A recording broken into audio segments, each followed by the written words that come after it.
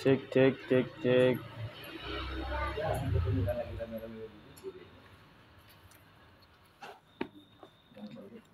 Bismillahirrahmanirrahim. Assalamualaikum warahmatullahi wabarakatuh.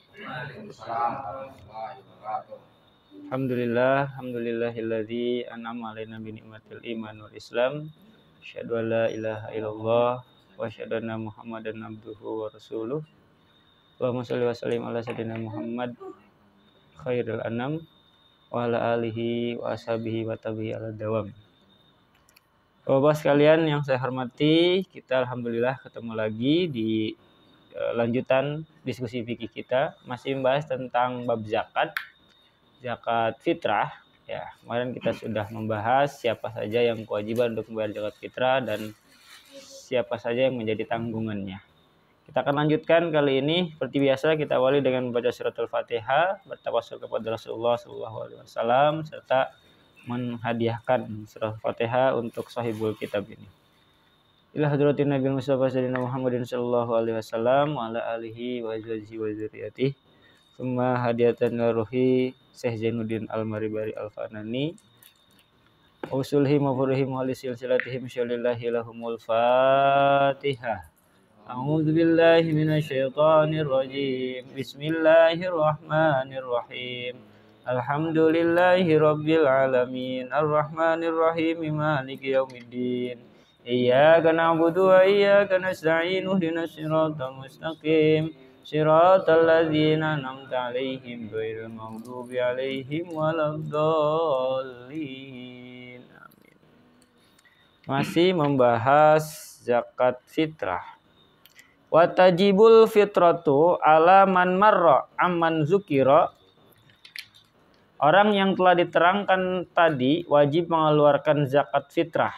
Tadi itu ya. Suami menanggung zakat fitrahnya istri dan anak-anaknya. Majikan menanggung zakat fitrahnya khodim ataupun amat dan budak-budaknya.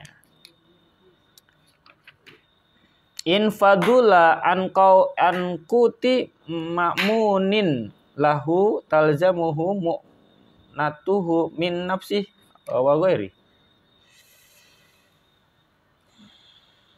Dan juga bagi orang yang telah disebutkan keluarganya jika mempunyai kelebihan makanan pokok untuk membiayai kewajibannya, baik menyangkut dirinya maupun orang yang menjadi tanggungannya pada hari dan malam Idul Fitri tadi. Jadi kewajiban zakat fitrah tadi untuk orang-orang yang sudah disebutkan di pertemuan sebelumnya, suami untuk istri dan anak-anaknya, majikan untuk para khadimnya, itu apabila dia punya kelebihan makanan pokok pas malam takbiran dan hari raya Idul Fitri. Jadi kelebihan itulah yang di zakat fitrahkan. Wa an malbasin wa maskanin wa khadimin yuhtaju ilaihima huwa mamunuhu wa andainin alal mu'tamad. Dan mempunyai kelebihan pula dari keperluan pakaian, tempat tinggal, dan pembantu yang kesemuanya dibutuhkan olehnya atau oleh orang yang dalam tanggungannya. Jadi semua kebutuhan-kebutuhannya sudah terpenuhi di 2 hari itu, malam dan hari itu. Kemudian menurut kaul mu'tamad. Kemudian khilafan lil majmu, berbeda dengan keterangan yang terkandung dalam kitab majmu, walau muajjalan, yaitu sekalipun utang, in radiya sahibuhu bitakhiri, yang ditangguhkan serta mengutangkan, si pengutang rela dengan penangguhan. Al-fitrah, dari harta yang dikeluarkan untuk zakat fitrah. Lalu berapa sih besarnya zakat fitrah itu untuk satu orangnya? Wahia zakatul fitri sa'un. Zakat fitrah itu untuk setiap orangnya adalah 1 sa'. Satu sok itu ukuran berapa? Nggak ngerti kita. Berapa satu sok itu kan? Mungkin ini takarannya orang. Wahwa arba'atu amdadin. Satu sok itu adalah yaitu 4 mud. Mud juga nggak paham kita. Mud apa mud? Satu sok 4 mud. Satu mud itu berapa? Wal mudu ritlun wasulusun. Satu mud itu adalah 1/3 takarannya orang Baghdad. Ribet tuh. Ini masih daerah sana kita ngukurnya. Wa qadaruhu jama'atun bi hufnatin bi kafaini mu'tadilaini. Mayoritas orang mengukurnya dengan genggaman telapak tangan yang sedang dari setiap orang yang disesuaikan dengan makanan pokok negaranya. Jadi nyari orang kebanyakan di situ pakainya itu pakai telapak tangan tuh. Jadi segini tuh muncung ini satu mud. Satu berarti 4 kali ini. Kalau ngukurnya masih tradisional. Ya. Tapi kan nggak pasti tiap orang ukuran telapak tangannya. Ada yang jeber, tangannya gede kan, kayak kiper itu kan. Ada yang kecil. Maka cari orang yang nggak terlalu besar tangannya, nggak juga terlalu kecil. Cari yang sedang. Itu 4 kali telapak genggaman orang tersebut.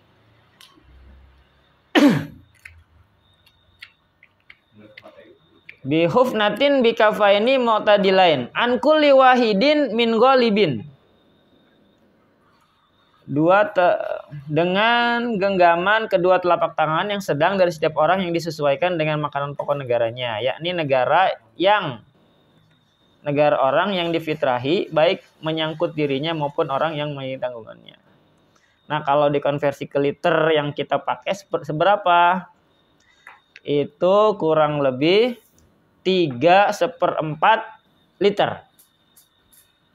3/4 liter atau 2,5 kilogram. Tuh ukurannya. Satu orang tuh wajibnya. Kalau lebih boleh, kalau kurang jangan.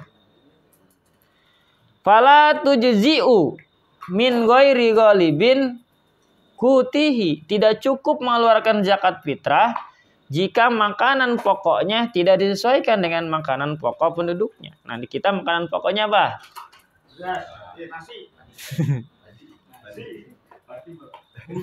Nasi. Nasi asalnya dari apa? Di beras. Maka kita pakai berasnya biasanya. Beda dengan orang Arab, pakainya di sana apa? Gandum. Kan di sana roti-rotian adanya, ya.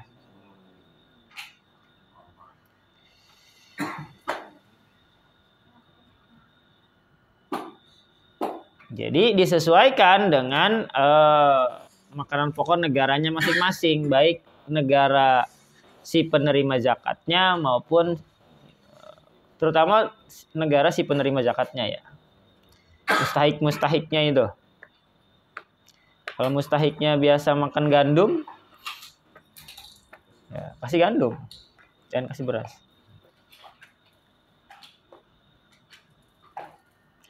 Wa min sama wajib sarfuha li fuqara'i baladi muaddan.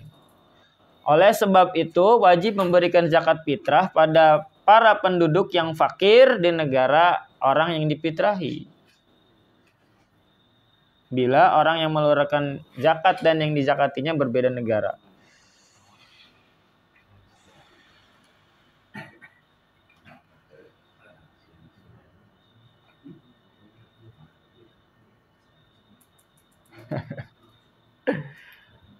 Lalu gimana kalau orang yang mau dijakatinnya minggat, nggak ada di tempat, apakah masih wajib dizakat fitrahin? Sedangkan kita nggak ketahuan rimbanya ada di mana tuh orang. Fa illam yu'raf kabiqin fa fihi ara'un minha ikhrajuha halan. Apabila tidak diketahui tempatnya, seperti memfitrahi orang yang minggat. Dalam hal ini ada beberapa pendapat.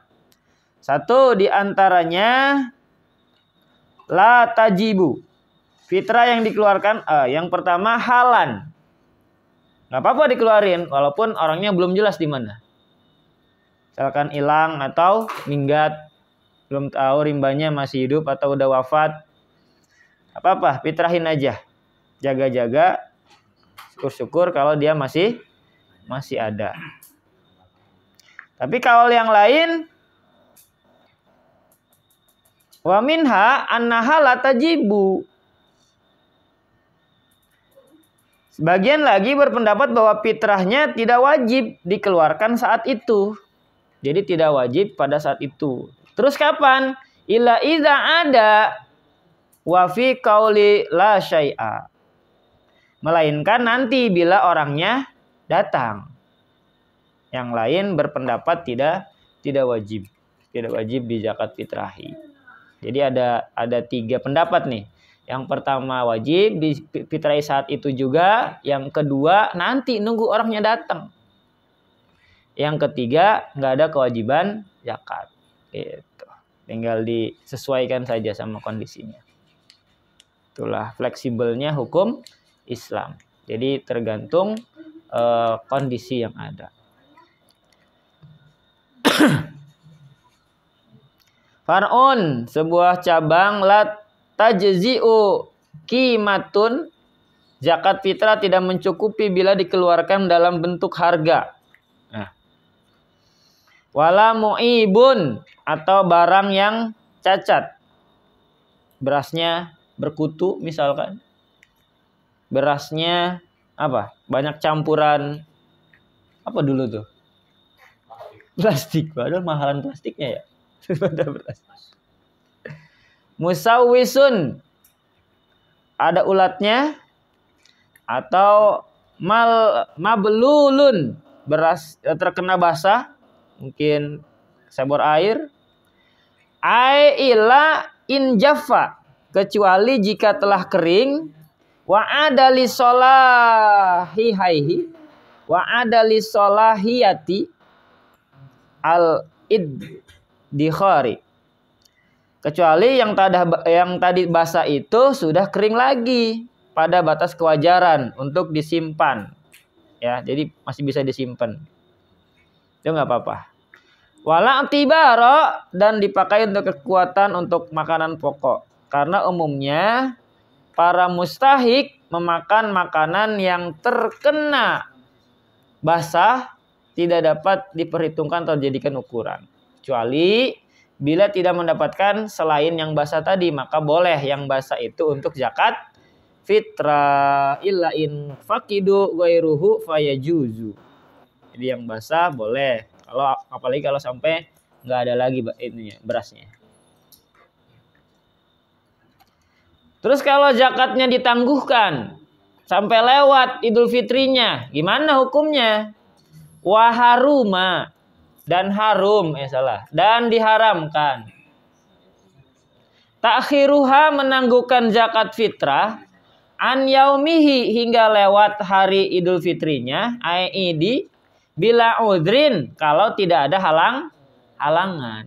Jadi kalau nggak ada sebab musabab yang urgen, kemudian ditangguh-tangguhkan sampai lewat Idul Fitrinya, ya, maka hukumnya haram. Kecuali mungkin ada udzur dan seterusnya.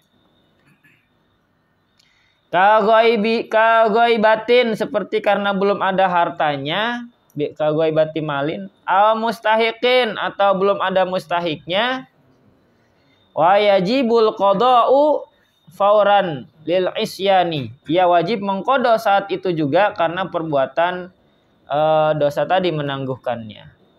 Jadi tidak boleh ditangguhkan. Nah, ketika ada barangnya, kecuali karena udzur. Udzur tuh di sini satu, karena berasnya belum ada misalkan. Yang kedua, mustahiknya nggak tahu kemana. Maka boleh ditangguhkan, ya, ketika punya, ketika mustahiknya ada, gitu. Mustahik. Mustahik. Mustahik itu orang yang berhak menerima zakatnya. Yang 8 asnaf itu. Kan ada muzaki, ada mustahik. Iya Pak Ji, monggo. Kalau misalnya terjadi musibah besar ya. Oh, innalillahi. Banjir misalnya. Innalillahi. Iya. Pada waktu itu katakanlah di bulan puasa misalnya ya. Itu bagaimana Ustaz? Banjir. Kan mesti kalau sudah banjir itu sendiri kan. Enggak sempat ya. Banyak sekat dulu nggak ngurus sekat fitrah ya. Kalau pada seperti itu bagaimana? Apa itu? Nah, kan di sini ada batasnya. Batasnya pertama kali zakat fitrah itu ya awal Ramadan, boleh. Kemudian terakhirnya itu kan sebelum sholat Id. Nah, ketika musibah itu datangnya misalkan di pertengahan, kemudian dia, mohon maaf, harta bendanya udah habis semua, jangankan buat zakat, buat sehari-hari aja nggak ada. Maka dia termasuknya mustahik, justru harus dibantu. Justru harus dibantu. Gitu. Bukan mengeluarkan zakat. Kemudian di sini ada lanjutannya, wa yajuju ta'jiluha. Boleh menyegerakan fitrah dari kapan? Min awali Ramadan, sejak awal bulan Ramadan. Wa yusannu, dan sunnah alla tu'akhara, tidak mengakhirkan sesudah sholat Id, an sholatil Id, bal yukrahu dzalika, bahkan makruh kalau sesudah sholat Id. Sudah sholat Id bahkan hukumnya makruh.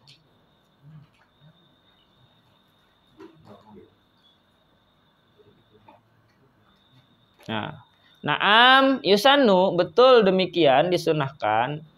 Yusannu takhiruha, tetapi sunnah menangguhkan zakat fitrah. Lintizari, untuk menunggu kerabat, nahwi koribin, aujarin, atau tetangga dekat, malam tagrub asyamsu, atau yang lainnya sebelum terbenamnya matahari. Jadi ada penangguhan sampai maghrib hari raya Idul Fitri itu. Kalau misalkan tetangga dekat kita nih yang mungkin kesusahan, biasanya kita zakat sama beliau. Pas hari itu mungkin masih mudik. Nah, kira-kira sebelum mudik nih udah datang nih orangnya nih. Ya, atau kita titipkan ke orang, boleh itu sampai paling lambat itu maghrib Idul Fitrinya. Tapi afdolnya, utamanya sebelum sholat Id. Itu batasnya.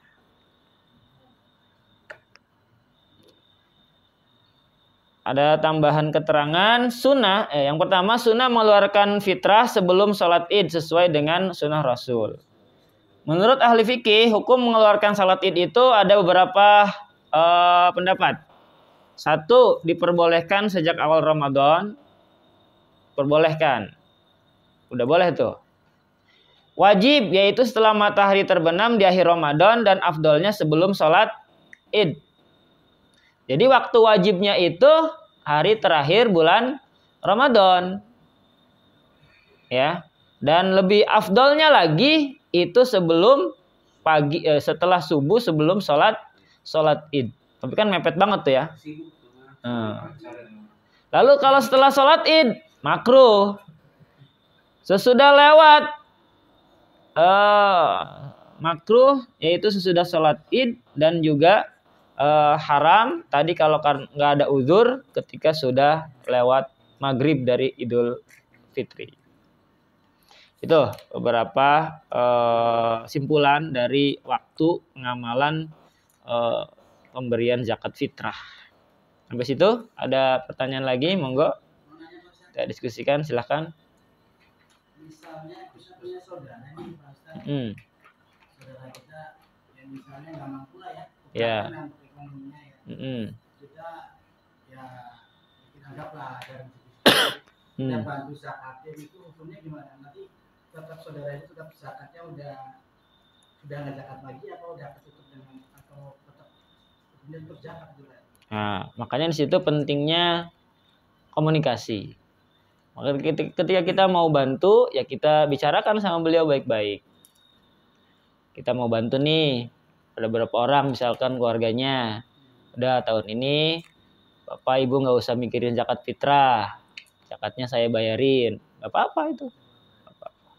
Karena mungkin kondisinya yang tidak mampu tadi. Apalagi mungkin dia pendapatannya hanya cukup untuk makan sehari-hari. Gitu. Nggak apa-apa. Bagus, Pak.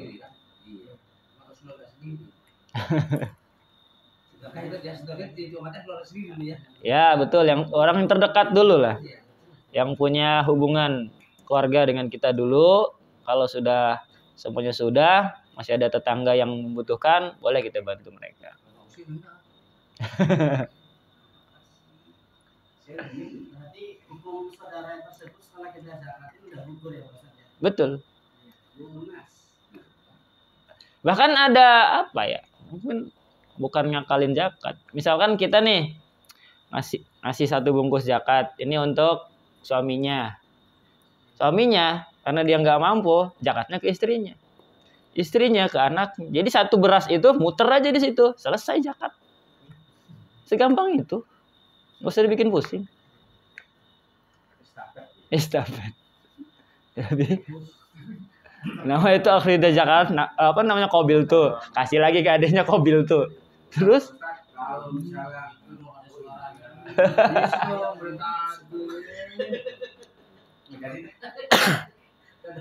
kalau orang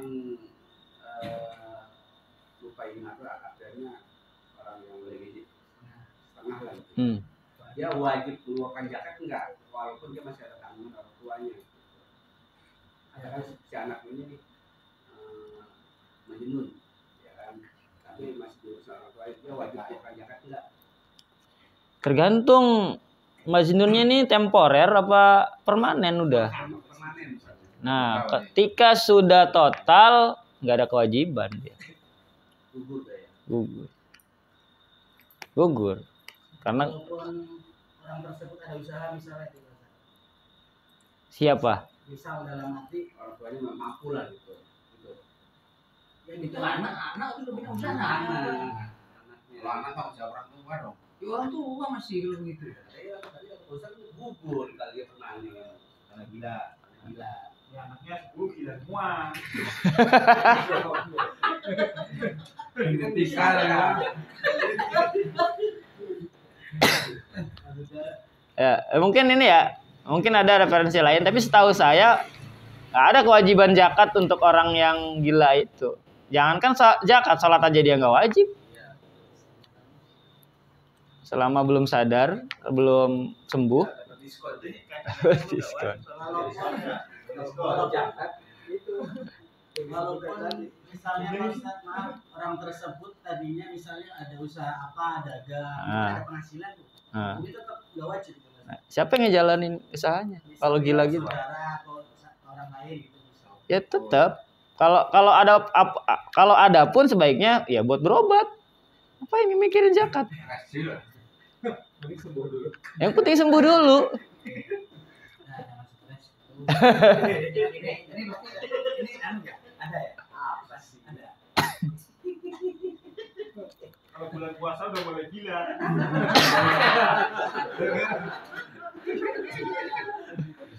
Biar nggak puasa nggak zakat ya.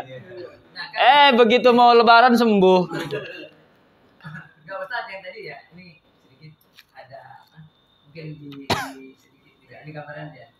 Kalau katakanlah anak lahir ya, masih kecil gini. Ini kan wajib disakati saat. Ya. Nah, pada saat dia dewasa katanya, tapi belum bekerja. Dia kayak tadi. Jadi stres enggak punya ingatan. Nah, itu bagaimana? Itu enggak perlu disakatin. Iya, ketika dia masih sadar, masih normal, wajib. Oh, wajib. Tapi ketika sudah permanen tadi, itu enggak wajib. Lebih baik dikumpulkan untuk berobat. Obatin. Yang di mana obatin?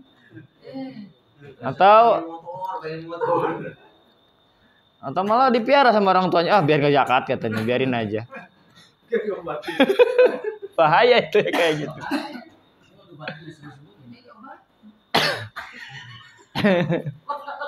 Jangan dipikirin. Ya berarti. Jangan sebut diri.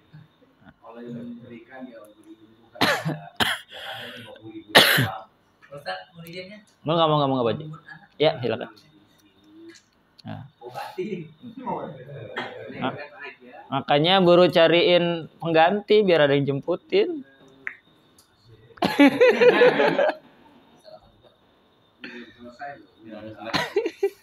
Enggak. Ya. Malam ini ya. Aduh. Makanya kan kalau di Sunda tuh minantu, mimiti nanggung tugas. Oh, tugasnya pindah ke dia tuh. Mitoha, mimiti tugas habis. Tugas selesai tugasnya. Sananya Pak. Silakan. Kalau sekarang kan ngetrennya itu kalau zakat di kita bisa kolom rumah zakat itu bagaimana Pak? Boleh, itu termasuknya berarti dia amil atau panitia pengelola si zakat itu. Nanti kan dari rumah zakat itu kan disalurkan lagi kepada mustahik-mustahiknya. Apa-apa. Sama kayak di kita di masjid kan ada pengurusnya tuh, ada amil zakatnya, nanti disalurkan lagi ke masyarakat. Gitu. Nggak apa-apa. Yang penting lembaganya atau yayasannya emang sudah legal, sudah punya akte yayasan seterusnya dan sudah kelihatan kebukti nyata tahun-tahun sebelumnya, boleh. Nggak apa-apa.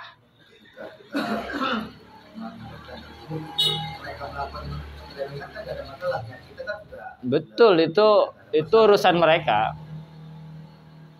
Yang penting niat kita berzakat ke situ. Masih ada? Cukup? Nah, Andri udah keliangan. Saya rasa untuk malam ini diskusi pikirnya cukupkan. Besok udah ada fasal baru tapi masih bab zakat ini. Mungkin cara mengeluarkannya. Faslun fi ada'i zakah, bab dalam cara mengeluarkan zakat. Sumaqal wallahu alam bisawab. Kita tutup dengan sama-sama baca hamdalah. Alhamdulillahirabbil alamin. Demikian diskusi fikih kita malam ini. Mohon maaf apabila banyak kekurangan, ada kesalahan dalam penjelasannya. Saya akhiri. Assalamualaikum warahmatullahi wabarakatuh. Waalaikumsalam warahmatullahi wabarakatuh. Bentar aja ngajinya, yang lama makannya enggak apa-apa.